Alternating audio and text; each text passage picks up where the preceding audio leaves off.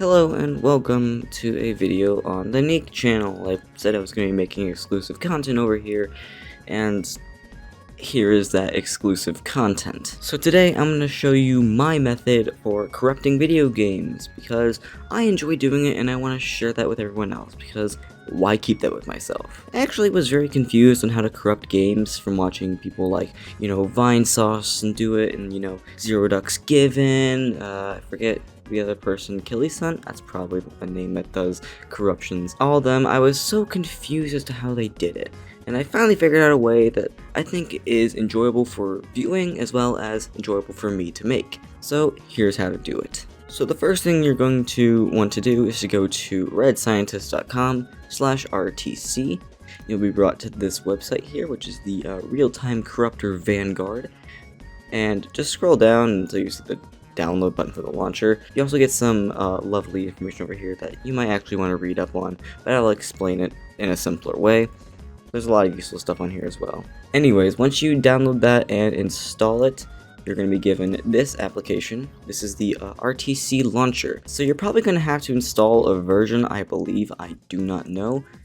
You just go to the downloader here to, install some. You get some stable releases here, some development releases if you are feeling really risky, but download the latest of the stable releases.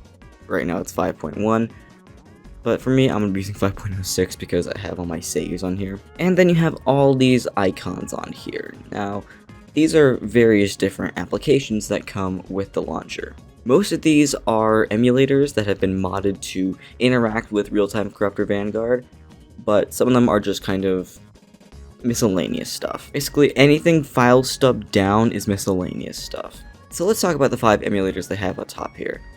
First up we have BizHawk. BizHawk is an emulator that supports a wide variety of consoles. You can see it on the side panel there. So you have stuff like the NES, SNES, the original PlayStation, the Nintendo 64. All the stuff is there. So if you need to corrupt any of that, use BizHawk. It is very versatile. Next up is Dolphin. Dolphin is an emulator for the GameCube and Nintendo Wii. This is what I use whenever I've corrupted, what did I corrupt? The Me channel and Wii Sports, and some future ones, obviously.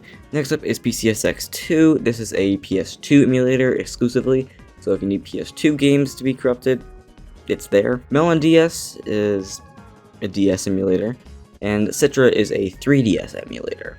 So once you click on one, it'll have you install it, and it might take a minute, but once you install it, you can just click on it, and it will open up the emulator. So you might not see the emulator first thing. You'll see this window over here. This is the corruptor window.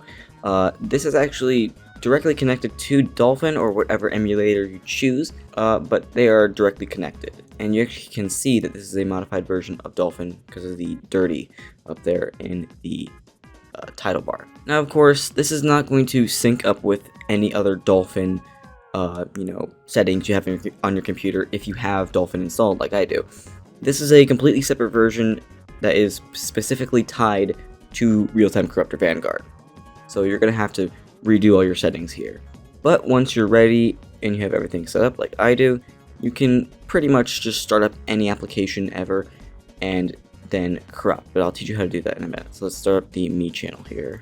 So once you have your software loaded up, it's a little bit laggy because I'm recording and doing a bunch of other stuff at the same time.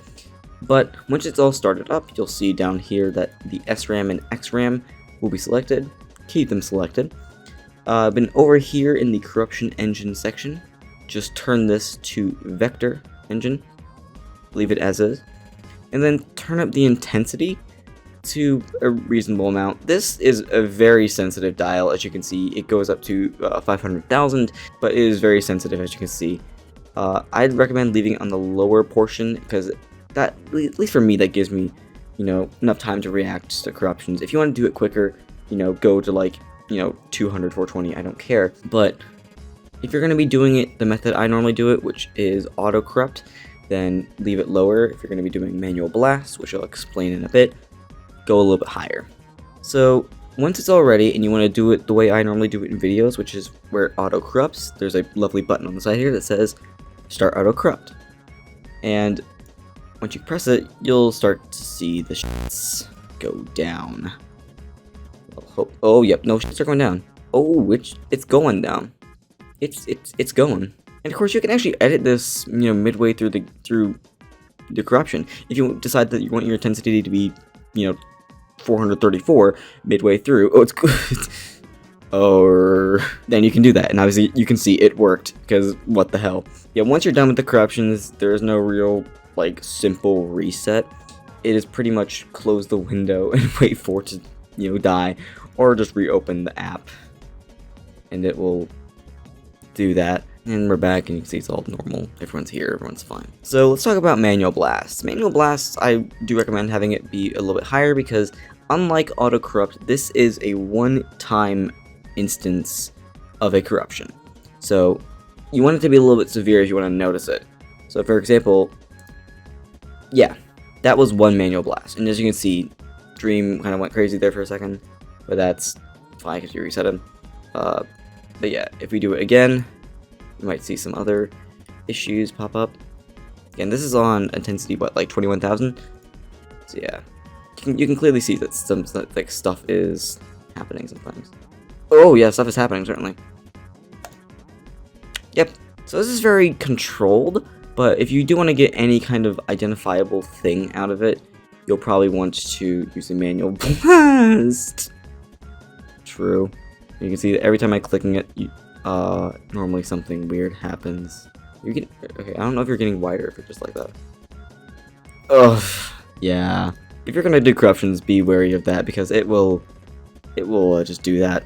It'll just crash. Is it making sound of death? It is.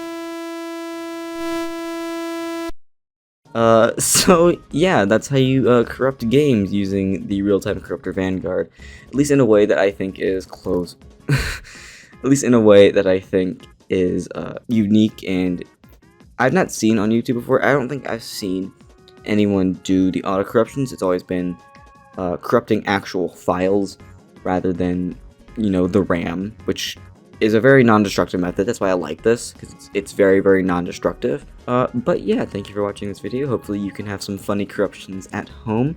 I will say with emulators and stuff, you might need a slightly powerful PC to, make it work, but I've been able to run Dolphin games on like a shitty computer from, well, not long ago, but a shitty computer, and it was okay.